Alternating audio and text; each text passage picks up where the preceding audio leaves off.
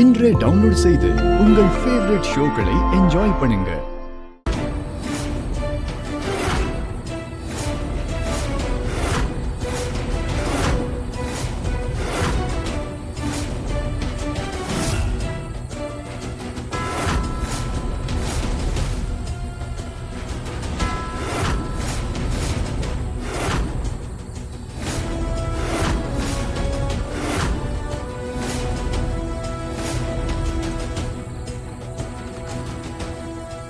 இதை பத்தி தான் அந்த ரிஷி சாமி சொன்னாரா? 1000 வருஷத்துக்கு முன்னாடி வாழ்ந்த உங்களுடைய மூதாதையர்களோட ஆசி முழுசா கிடைச்சா மட்டும்தான் ஓ மனைவியோட வயித்துல இருக்கிற குழந்தை சுகப்பிரசவமா பிறக்கும்.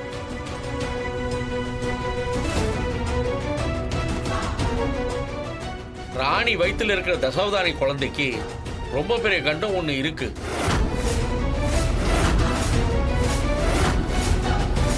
அதுல இருந்து தாய் சேய் 2 பேரும் முழுசா தப்பிக்கணும்னா கடல் கடியில அதிசய பாதாள நில ஒழுக்கத்துக்கு போய் அங்க இருக்கிற அரண்மனைக்குள்ள ஓ மூதாதையர்களோட புண்ணியங்கள் எல்லாத்தையும் வேத வாக்குகளா அங்க இருக்கிற ரகசிய குறிப்பேடுகள்ல இருக்கு. அது அரண்மனையில தான் இருக்கு. நீ அங்க போய் நீ அந்த குறிப்பேடை எடுத்துட்டு வந்து இந்த கோயில் சன்னதியில தசாவதானிய பார்த்து அவங்க கொடுத்த அருள் வாக்க நீ சொன்னா மட்டும்தான் அந்த குழந்தை கண்டத்திலிருந்து தப்பிக்கும்.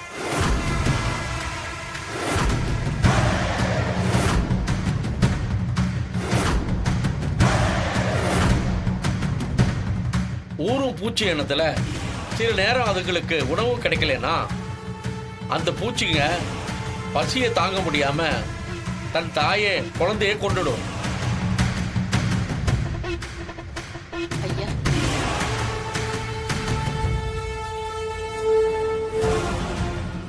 அதே மாதிரி சில நேரங்கள்ல மொத்த பூச்சிகளுக்கும் பசி எடுத்தா தாயின்னு பார்க்காம தின்னுடும்.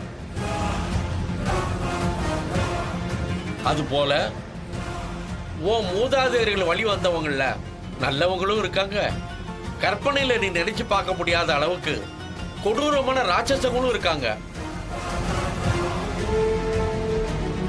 அதனால உன்னோட இந்த பயணத்துல நீ ரொம்ப கவனமா இருக்கணும். பௌர்ணமி இரவு முடியறதுக்குள்ள சூரியன் உதிக்கிறதுக்கு முன்னால நீ இங்க வந்துடணும்.